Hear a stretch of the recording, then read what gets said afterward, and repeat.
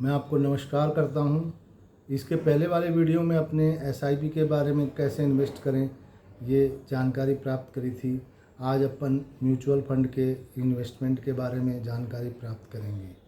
Mutual fund generally एक investment market में investment की प्रक्रिया है जो डायरेक्ट इक्विटी शेयर में नहीं इन्वेस्टमेंट करके कई लोग आपस में थोड़ा थोड़ा अमाउंट जो है इकट्ठा करते हैं। उसमें इन्वेस्टमेंट फंड मैनेजर जो है डिसाइड करता है कि कौन सा इक्विटी फंड जो है इक्विटी शेयर जो रिटर्न दे रहा है वो उस हिसाब से उनकी टीम मैनेज करती है और वो सब जन का थोड़ा थोड़ा पैसा इकट्ठा करके मार्केट में इन्वेस्टमेंट करते हैं और जो इक्विटी शेयर ज़्यादा रिटर्न देता है उसमें इन्वेस्टमेंट करके वो अब बाकी सबको जो म्यूचुअल फंड वालों को 2% अपना चार्ज काट के बाकी फंड में डिस्ट्रीब्यूट करते हैं।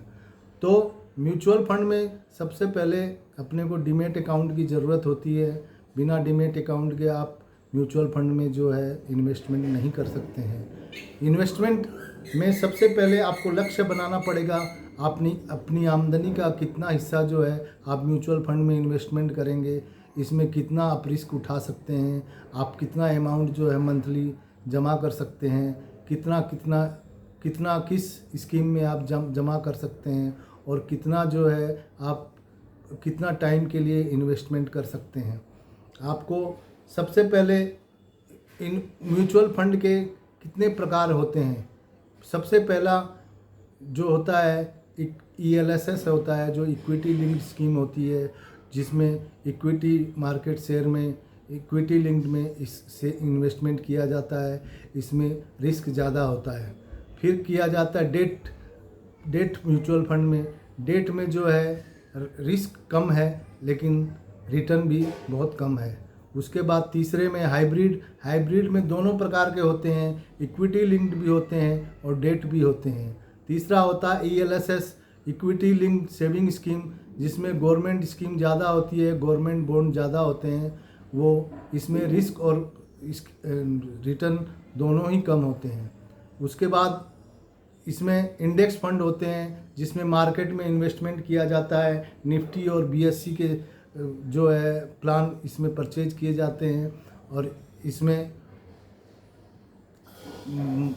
पैसा इन्वेस्ट किया जाता है। फिर नेक्स्ट होता है गोल्ड फंड में गोल्ड में इन्वेस्टमेंट किया जाता है। गोल्ड के प्राइस ऊंचे नीचे होते हैं, उससे उनकी आमदनी डिस्ट्रीब्यूट की जाती है। तो इतने प्रकार के होते हैं। नया प्रकार का एक आजकल शुरू हुआ है जिसको बोलते हैं housing mutual fund. Housing mutual fund में आप अपने घर का सपना पूरा कर सकते हैं। घर के लिए आप इन्वेस्ट कर सकते हैं। थोड़ा थोड़ा इन्वेस्ट कर करके भविष्य में आप अपने घर का सपना पूरा कर सकते हैं। इसके अलावा म्यूचुअल फंड में एक चीज़ बहुत ज़्यादा ज़रूरी है, वो है टाइमलाइन। आपको कितने ज़्यादा टाइमलाइन के अगर लिए आप इन्वेस्ट करते हैं तो ज़्यादा आपको रिटर्न मिलेगा और कम टाइमलाइन के लिए आप इन्वेस्ट करते हैं तो रिटर्न आपको कम मिलेगा। म्यूचुअल फंड में सबसे बड़ी बात यह है कि आपको बार बार अपने इन्वेस्टमेंट की समीक्षा करनी पड़ेगी। अदरवाइज़ आप रिटर्न एक बार आपने इन्वेस्टमेंट करके छोड़ दिया और आप भूल गए तो आपको ये पता नहीं चलेगा कि कौन सा म्यूचुअल फंड पे आपको कितना आमदनी हो रही है। आपको बार बार उसकी स्कीम भी चेंज करनी पड़ सकती है। आपको किस में बार बार मार्केट में रिटर्न कौन सा म्यूचुअल फंड ज़्यादा दे रहा है, क्योंकि इसमें पूरा इकोनॉमिक कंडीशन और राजनीतिक कंडीशन सब डिपेंड करती है। इक्विटी मार्केट जैसा बढ़ता है वैसे ही जो आपको रिटर्न उस हिसाब से मिलता है। भौगोलिक परिस्थिति भी देखनी पड़ती है और सब चीज़ पे आज जैसे ईरान और इसका युद्ध है तो मार्केट गिर रहा है, इससे आमदनी कम हो सकती है।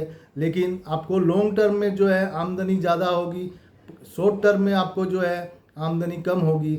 आपको ये इसमें प्रबंधन मैनेजर का जो है प्रबंधन टीम का जो है ज़्यादा रोल रहता है। वो टीम पूरी जो है रिसर्च करती है, रिसर्च के बाद जो है इन्वेस्टमेंट करती है और वो उसी में इन्वेस्टमेंट करती है जो रिटर्न ज़्यादा देता है। रिटर्न के हिसाब से ही वो इन्वेस्टमेंट करते हैं। अगर रिटर्न रिटर्न कम मिलता है तो इन्वेस्टमेंट वो नहीं करते हैं, और रिस्क जिसमें ज़्यादा रहता है उसमें भी वो इन्वेस्टमेंट नहीं करते हैं। इन्वेस्टमेंट उसी में करते हैं जिसमें रिस्क कम रहता है। तो आपको उतना ही रिटर्न मिलेगा जितना उनका चार्जेज डिडक्ट करके जो है वो 2% मैक्सिमम चार्जेज होते हैं। 2% मैक्सिमम चार्जेज डिडक्ट करके वो बाकी का जो है सब म्यूचुअल फंड वालों में डिस्ट्रीब्यूट कर देते हैं। इसमें आपको मिनिमम 4-5% से लेकर के 32% तक रिटर्न मिलता है। आप अगर मान लीजिए मंथली 5,000 रुपया आप करते हैं तो 10 साल में आपके 12 लाख रुपए तक इसमें हो सकते हैं 12% के रिटर्न के हिसाब से। मैं अभी कोई डेटा दिखा नहीं पा रहा हूँ क्योंकि मेरे पास साधन कम है, इसलिए मैं आपको डेटा एनालिसिस नहीं कर पा रहा हूँ। इसलिए मैं आपको दरख्वास्त करूँगा कि आप जो है पहले मार्केट रिसर्च करें, उसके बाद ही जो इन्वेस्टमेंट करें। किसी की बातों में नहीं, बहकाव में नहीं आना चाहिए, और जितना इन्वेस्टमेंट करें सब ऑनलाइन ही करें। ऑनलाइन के अलावा आपको इन्वेस्टमेंट नहीं करना चाहिए और किसी की बातों में नहीं आना चाहिए। आपको उतना जितना आपको समझ में आए उस हिसाब से ही अमाउंट डिसाइड करनी चाहिए कि आपको कितना इन्वेस्टमेंट करना है और आपके जीवन के में कितना रिटर्न का लक्ष्य है। उसके हिसाब से ही आप जो है उसको इन्वेस्टमेंट करें। धन्यवाद।